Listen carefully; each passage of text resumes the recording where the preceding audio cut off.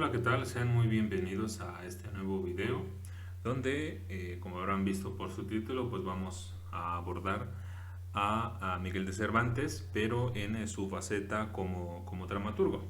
Y pues vamos directo al asunto que nos interesa. Primero hay que decir que se desconoce con exactitud el número de las obras dramáticas que compuso Cervantes.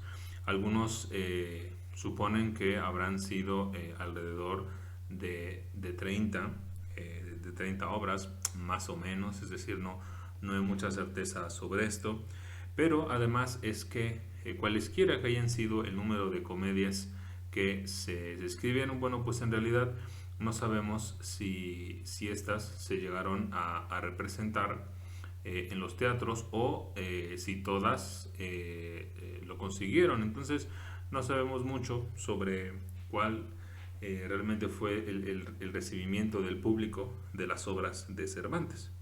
Sin embargo, bueno, pues tenemos algunas de estas supuestas 30 o más o menos 30 y tantas, que es el catálogo que está aquí abajo y que pueden observar en sus pantallas, que tenemos divididos en una serie de comedias, entremeses y bueno, otro tipo de obras como una tragedia, ¿no? Um, los críticos de la literatura, bueno, pues están de acuerdo en que Cervantes tuvo dos etapas. La primera etapa va a ser precisamente de estas primeras obras que están acá. Y estas se insertan en un periodo que son anteriores a Lope de Vega, antes de que el Fénix llegara a triunfar a los teatros y pues revolucionara el modo de pensar el teatro, ¿no? Y bueno, su segunda etapa corresponde el volumen publicado como 8 comedias y 8 entremeses nuevos nunca representados. Entonces, bueno, parece ser que por el título estas comedias y entremeses nunca se llegaron a representar. Y bueno, quizá como vale decir que hoy estas obras generalmente no las encontramos juntas, generalmente nos venden la edición de los entremeses o la edición de las comedias, ¿no? La primera etapa, es decir, la del teatro de Argel y trato de Argel y la de la tragedia de Numancia, pues se distingue por una total ausencia del uso del romance. Entonces vamos a poner aquí ausencia de romances. Por otro lado, bueno, pues sí hay en esta etapa un predominio de, bueno, lo que son las redondillas, de lo que también son las quintillas.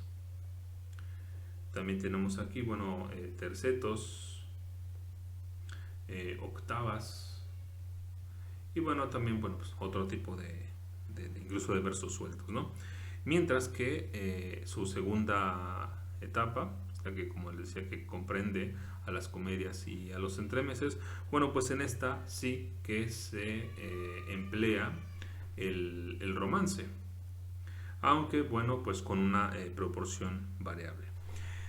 También hay que decir que Cervantes jamás estuvo en desacuerdo si en una comedia los hechos ocurrieran, por ejemplo, en Sevilla y luego en la Ciudad de México, como ocurre con El Rufián Dichoso, o si los ánimos de los personajes, sus pasiones, sus sentimientos, pues saltaran o brincaran del uno al otro con una velocidad desmedida, porque de hecho él mismo lo hizo. Por el contrario, la crítica que vamos a encontrar en su momento en el Quijote al Teatro Nacional es más bien una oportunidad para desahogarse del oscurecimiento en el que él y otros dramaturgos estaban, debido a que Lope de Vega pues era el centro del canon. Poco a poco Cervantes, con todo ese conocimiento que tenía muy bien y muy fino de los géneros literarios y además de cada uno de los géneros menores y cuál era su función, pues él tenía una habilidad increíble para detectarlos, para utilizarlos y para emplearlos en su literatura. Así que él no tardó en darse cuenta que las leyes del teatro pues eran ya muy distintas a lo que pasaba en las obras narrativas. En El Rufián Dichoso, por ejemplo, evidenció y justificó por qué se han reducido de 3 a 5 los actos y por qué se cambia sin, por decirlo así, sin ningún orden o pues sí, sin ningún orden o con una estructura mejor establecida o algo esperable, pues que se cambiara abruptamente los lugares, los tiempos o los teatros, ¿no? Entonces, vamos a ver un pequeño diálogo que ocurre entre dos personajes, precisamente en el Rufián Dichoso, una de las obras dramáticas de Cervantes, que bueno, conviene mucho tener en cuenta, leerlos dentro de sus comedias, pues es una de las que más ha favorecido la crítica, ¿no? Entonces, en este Rufián Dichoso encontramos este diálogo que, bueno, yo voy a omitir aquí los nombres de los interlocutores simplemente para hacer más ágil la lectura. Y bueno, comedia. Curiosidad, ¿qué me quieres? Informarme qué es la causa por qué dejas de usar tus antiguos trajes, del coturno en las tragedias, del sueco en las manuales comedias y de la toga en las que son principales. ¿Cómo has reducido a 3 los 5 actos que sabes que a un tiempo te componían ilustre, risueña y grave? Ahora aquí representas y el mismo momento en Flandes, truecas sin discurso alguno tiempos, teatros, lugares. Véote y no te conozco. Dame de ti nuevas tales que te vuelva a conocer, pues que soy tu amigo grande. Los tiempos mudan las cosas y perfeccionan las artes, y añadir a lo inventado no es dificultad notable. Buena fui pasados tiempos, y en estos, si los mirares, no soy mala, aunque les digo de aquellos preceptos graves que me dieron y dejaron en sus obras admirables Séneca, Terencio y Plauto, y otros griegos que tú sabes. He dejado parte de ellos, y he también guardado parte porque lo quiere así el uso, que no se sujeta al arte. Te represento 1000 cosas, no en relación, como de antes, sino en hecho. Entonces, bueno, hay varias cuestiones aquí para comentar. Por ejemplo, el uso de la vestimenta tradicional que a veces utilizaban los actores, que era muy común para distinguir una comedia de una tragedia. La reducción de actos que va de 5 hacia 3. También el cambio de los de lugares, mientras que en el teatro griego y en el teatro latino había un solo lugar en donde se estaba llevando a cabo la representación. Ahora, bueno, pueden aparecer varios lugares. Nos podemos ir a Nápoles, nos podemos regresar a Sevilla y luego terminar el último acto en Madrid, ¿no? Entonces, es la razón por la que Curiosidad le dice, bueno, no te conozco, dame de ti nuevas tales que te vuelva a conocer. Entonces, uno esperaría a lo mejor una crítica sobre que esto está mal hacerlo, ¿no? Pero por supuesto que comedia no va a responder en ese sentido. Lo que de hecho le está mencionando es que, bueno, pues sí, fue buena en tiempos pasados, y en estos no soy mala, ¿no? O sea, no está mal que todo esto haya cambiado, ¿no? Es cierto que me trabajaron de cierta manera en el pasado hombres como Séneca, Terencio o Plauto y otros griegos, pero bueno, dice, he dejado parte de ellos y he también guardado parte porque lo quiere así el uso que no se sujeta al arte, ¿no? Entonces, vean que se está operando un cambio en el teatro. Cervantes es bastante consciente de eso. Por supuesto, no va a escribir con la manera tan prolífica en que Lope lo estaba haciendo. Y por supuesto, no iba a triunfar Cervantes en ese lugar. Se le estuvo dejado a Lope e incluso a otros dramaturgos. Pero Cervantes entiende muy bien esto, entiende que los tiempos están cambiando y que está sucediendo lo mismo con la literatura. Entonces, como verán, algo que también podemos mencionar es que la concesión a las exigencias del espectador es transparente, ¿no?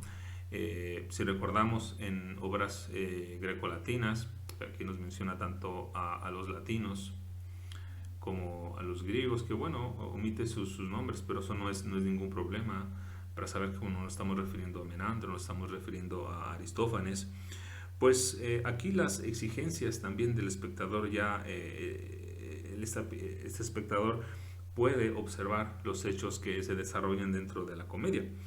Mientras que en el teatro clásico algunos momentos culminantes nos los van a referir de una manera narrada. Eh, por ejemplo, si recordamos por ejemplo una tragedia, el caso de Edipo Rey, que seguramente tienen fresca y que seguramente han leído, bueno, pues no vemos directamente cuando Yocasta se cuelga o cuando Edipo se pincha los ojos con los pasadores, no vemos eso, solamente se nos narra. Bueno, ahora este público sí que podría haber alguna representación así, ¿no? Por eso dice, yo represento mil cosas, no en relación como de antes, sino en hecho, ¿no? Entonces, este es un cambio importante el que está operando precisamente en la nueva comedia, ¿no? Por otro lado, a pesar de que el teatro de Cervantes no es lo más estudiado de su obra, pues los entremeses sí que están reconocidos, ¿no? Vamos a volver un poquito a la tablita que habíamos estado viendo. Y bueno, esto se debe así porque bueno, hay que pensar que en un escritor como Cervantes, pues prácticamente el Quijote y un tanto las novelas ejemplares, pues un poquito eclipsan a todas las demás obras, ¿no? Pero bueno, a los entremeses son obras a las que les ha ido bastante bien por la crítica. Estos estaban confeccionados y poseen un estilo además más acabado que las mismas comedias. Y incluso su valor es alto, pensando que incluso se trataba solamente de un género hecho para soltar la carcajada y ya, ¿no? Entonces, bueno, el más famoso de ellos es el retablo de las maravillas, que ya tendremos oportunidad de leer y comentar.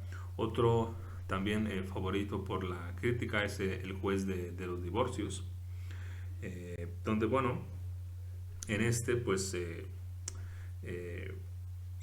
bueno, pues hay toda una sucesión de inadaptados conyugales que, bueno, está dando a conocer sus quejas a un divertido magistrado que finalmente pues termina por desestimar todas sus peticiones de divorcio, ¿no? Esa también la de El viejo celoso, está aquí hasta al final. Y bueno, en ellos pues trata acerca de la reclusión doméstica de una esposa que es muy idéntica a la que aparece en El celoso extremeño. Pero bueno, aquí la esposa, bueno, pues no comparte la misma sumisa candidez de su homóloga en aquella novela. Y bueno, otra que también está divertidísima es La guardada cuidadosa. En ella, bueno, pues trata sobre la rivalidad entre un sacristán y un andrajoso soldado por el amor de una doncella que se llama Cristina. Entonces es curioso porque este sacristán se supone que no debería de tener una pareja sentimental, pero la tiene. Y bueno, pues el soldado cela la casa, no deja que nadie entre y que nadie se acerque. Incluso a la casa de Cristina está dispuesto a todo, incluso a amenazar con golpes a las personas que se acercan, ¿no? Pero bueno, y bueno, en el caso de las comedias extensas, pues estas poseen una calidad diversa, aunque, bueno, pues se mofa generalmente de las convenciones de la comedia nueva. En ocasiones hace un tratamiento de los personajes en situaciones, pues a veces más ligero, más irónico o paródico. En ellas, bueno, conviene recordar a La Entretenida, que bueno, esta es una obra de costumbres y que parodia pues el típico final de la comedia nueva donde pues todo se soluciona casándose. Otra comedia como Pedro de Ordemalas, pues esta llega a mostrar un personaje que se llega a dar cuenta del valor de su identidad y que nació para eso, ¿no? Y nació para qué, bueno, pues para timar, ¿no? Para engañar a la gente. Y bueno, pues también la del rufián dichoso que ya les he comentado y que acabamos de leer hace un momento un fragmento. Pues esto es un poco sobre una de las facetas de Cervantes como dramaturgo. Y bueno, ya tendremos tiempo de comentar y de leer el retablo de las maravillas. Pero pronto, pues deseo que pasen un muy buen día y que estén muy bien. Hasta luego.